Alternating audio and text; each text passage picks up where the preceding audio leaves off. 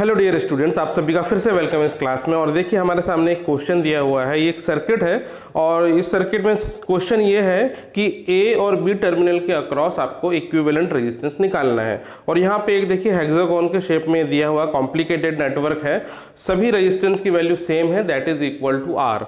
तो अब इसको आप कैसे सॉल्व किया जाए, तो आपको यहाँ पे ना तो कोई सीरीज में दिखेगा ना तो कोई पैरेलल दिखेगा, तो ऐसे केसेस में हम सिमेट्री का यूज करते हैं। सिमेट्री के कॉन्सेप्ट से इस क्वेश्चन को हम सॉल्व करेंगे। तो ये बहुत ही अच्छा एग्जांपल है जहां पे हम folding symmetry and mirror symmetry दोनों कॉन्सेप्ट को अप्लाई करके इसको हम सॉल्व करेंगे। अब ये फोल्डिंग सिमेट्री और मिरर सिमेट्री क्या होता है, यदि आपको नहीं पता है तो मैंने प्रीवियस वीडियो में इसको एक्सप्लेन किया है अच्छी तरीके से, तो आप वो जाके देख सकते हैं। और अगर वो नहीं मिलेगा वीडियो तो मैं यहाँ पे डिस्क्रिप्शन में एक लिंक भी दे दूंगा, आप उस लिंक से जाके देख लीजिएगा कि फोल्डिंग सिमेट्री और मिरर सिमेट्री क्या होता है। तो देखिए सबसे पहले हम यहाँ फोल्डिंग सिमेट्री का इस्तेमाल करेंगे। फोल्डिंग सिमेट्री का मतलब ये होता है कि हम जो टर्मिनल के अक्रॉस निकालना चाहते हैं इक्विवेलेंट रेजिस्टेंस, वहां से एक एक्सिस ऑफ सिमेट्री खींचते हैं, यहाँ से एक लाइन खींचेंगे और ये हमारी एक्सिस ऑफ सिमेट्री होगी। अब ये एक्सिस ऑफ सिमेट्री है कि नहीं, ये डिपेंड इस बात पे करेगा इस लाइन के ऊपर वाला सर्किट और इस लाइन के नीचे वाला सर्किट,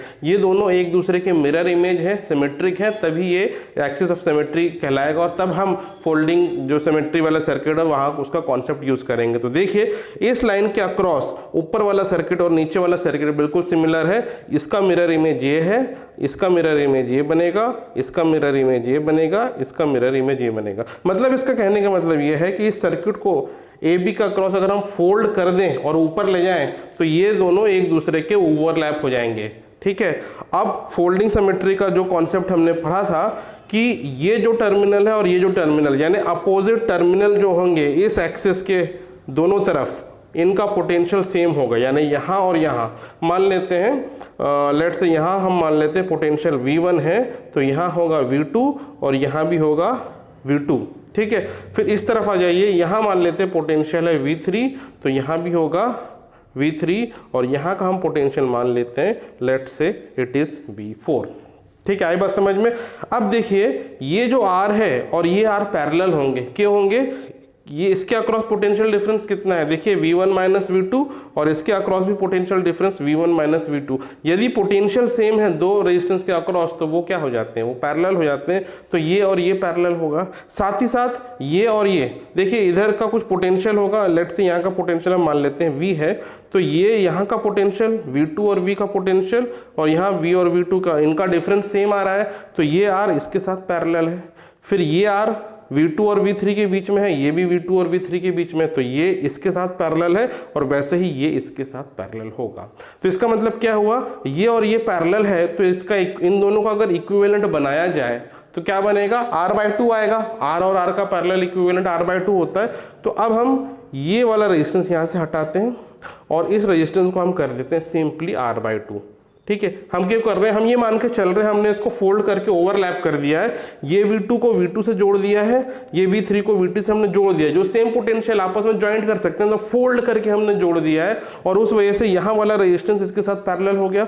अब ये वाला फिर इसके साथ पैरेलल हो जाएगा जब आप इसको इसके ऊपर ले जाएंगे, तो ये R और ये R मिलकर क्या हो जाएगा, R/2 हो जाएगा। तो अब इसको आप यहाँ से हटा सकते हैं और इसको कर देंगे सिंपली R/2।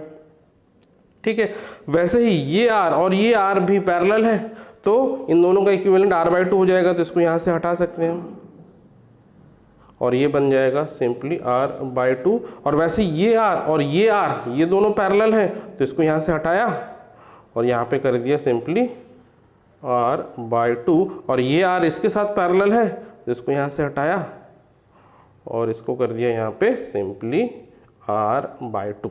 ठीक है, तो अब देखिए ये सर्किट अब थोड़ा सिंपल हो गया, समझ में आ रहा है, दिख रहा है।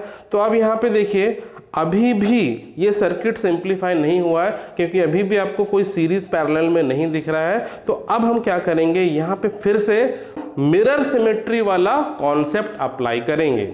ठीक है, अब कैसे बनेगा, तो इस सर्किट को मैं थोड़ा सा और अच्छे से थोड़ा रीड्रॉ कर रहा हूँ। तो देखिए ये यही वाला सर्किट है, थोड़ा सा मैंने बड़ा करके ताकि आपको समझने में आसानी हो, यही सर्किट को फिर से रीड्रॉ किया है। अब यहाँ पे हम मिरर सिमेट्री वाला कॉन्सेप्ट अप्लाई करेंगे। तो उससे पहले देखिए ये जो रेजिस्टेंस है R/2 है, ठीक है। तो इसको अगर मैं दो पार्ट में डिवाइड कर दूं और दो रजिस्टर बना दूं जिनकी वैल्यू इसकी भी हाफ हो जाए, तो r/2 का आधा कितना होगा, r/4 होगा। तो यहाँ r/4 लिख दूं और यहाँ r/4 लिख दूं, तो कोई फर्क नहीं पड़ेगा क्योंकि ये सीरीज में है। अब आप इन दोनों को जोड़ देंगे वापस तो फिर से r/2 हो जाएगा। तो इसको हम इस तरीके से भी लिख सकते हैं, तो फर्क नहीं पड़ेगा सर्किट में। आया समझ में? और ये वाले रेजिस्टेंस जो एक्सेस में थे AB के, उनमें कोई चेंज नहीं आएगा, वो R था और R ही रहेगा। केवल जो सर्किट के ऊपर वाले और नीचे वाले थे वो पैरेलल में हो गए, तो इसलिए इनकी वैल्यू चेंज हो गई। अब देखिए, अब यहाँ पे हम मिरर कॉन्सेप्ट का कैसे यूज कर सकते हैं। हम AB के परपेंडिकुलर यहां से एक लाइन खींचे ऐसी, ठीक है। तो इसका लेफ्ट हैंड और राइट हैंड साइड वाला सर्किट एक दूसरे का मिरर इमेज है। तो देखिए r/4 का मिरर r/4, इसका मिरर ये, इसका मिरर इमेज ये और इसका मिरर इमेज ये। तो ये मिरर इमेज बन रहा है, तो ये एक्सेस ऑफ सिमेट्री है। तो अब देखिए यहाँ पे हम यूज करते हैं मिरर सिमेट्री वाला कॉन्सेप्ट। तो मिरर सिमेट्री वाले कॉन्सेप्ट में जो एक्सेस ऑफ सिमेट्री होता है उसके पॉइंट का हर टर्मिनल सेम पोटेंशियल वाला होता है। कहने का मतलब ये है, ये एक पॉइंट मिल रहा है सर्किट में इसी एक्सेस में और दूसरा पॉइंट ये मिल रहा है, तो ये दोनों जो पॉइंट है ये सेम पोटेंशियल होंगे। और इसका ये मतलब है ये दोनों पॉइंट को हम जोड़ सकते हैं। ये दोनों पॉइंट को इस तरीके से अगर हम जोड़ देंगे तो देखिए क्या हो जाएगा। यही सर्किट, इसको अगर मैं यहाँ बनाऊं फिर से, तो देखिए अब ये जो सर्किट इसी का यही सर्किट है, यहाँ रीड्रॉ कर दिया है हमने। और जो ये वाला रेजिस्टेंस है इसका, ये वाला जो पॉइंट है बीच वाला, खींच के अगर इसमें हम ज्वाइंट कर दें, क्यों ज्वाइंट कर सकते हैं, क्योंकि ये दोनों पोटेंशियल सेम है। सेम पोटेंशियल वाले जो पॉइंट को हम ज्वाइंट कर सकते हैं और एक पॉइंट बना देंगे। तो क्या हो जाएगा, ये देखिए इस तरीके से ये ऐसे फोल्ड हो जाएगा, ये वाला वायर ऐसे फोल्ड हो जाएगा और ये वाला भी नीचे आ जाएगा इधर ऐसे, ठीक है। तो हमने इसको खींच दिया है वायर को और ज्वाइन कर दिया है। और ये r/4 किधर है, ये है r/4 ये वाला, और ये वाला इधर ये भी हो जाएगा r/4।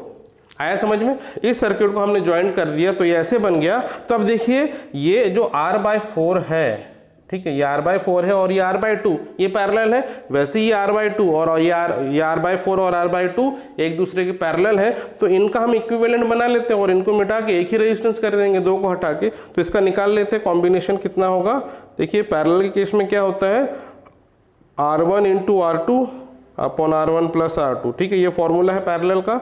तो ये r1 r2, तो हम क्या r/2 × r/4 plus r/2 plus r/4, ठीक है, विच इज इक्वल टू, ये तो हो गया r²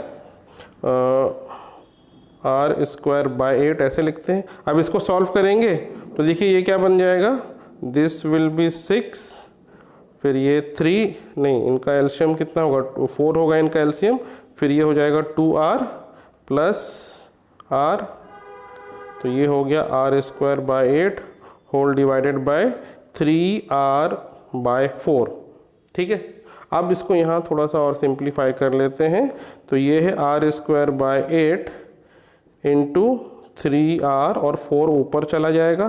अब एक r कट जाएगा और 4 से 8 कट जाएगा, तो ये 2 हो जाएगा।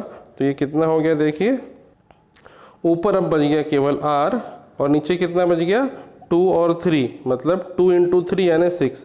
तो ये बन गया r/6। आए समझ में? तो ये किसका इक्विवेलेंट है, केवल इन दोनों का इक्विवेलेंट है। तो हम क्या करें, अगर यहाँ से इसको हटा दें और इसको अब एक ही रहने देंगे और उसकी वैल्यू कितनी होगी, r/6 यहाँ लिख देते हैं।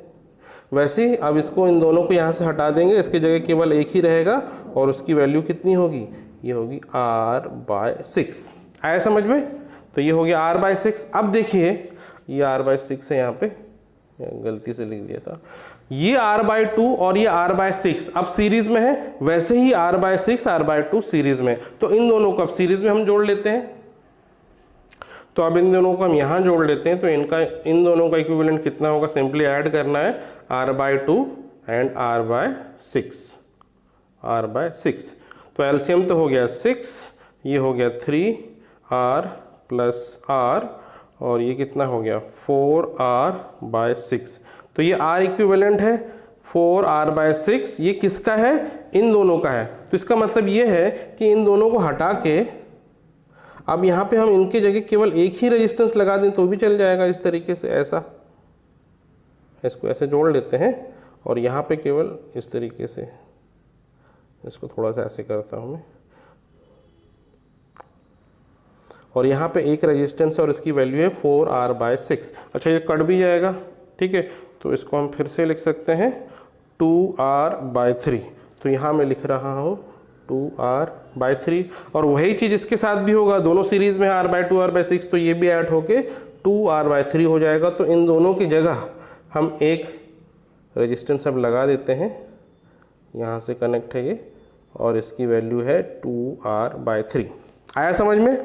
अब देखिए 2R/3 और R पैरेलल है, तो यहाँ भी 2R/3 और R ये पैरेलल है, तो इन दोनों में पैरेलल का फॉर्मूला हम लगाते हैं। तो देखिए R equivalent is equal to R1 R2 upon R1 plus R2, ये फॉर्मूला हम यूज़ करेंगे इसके लिए।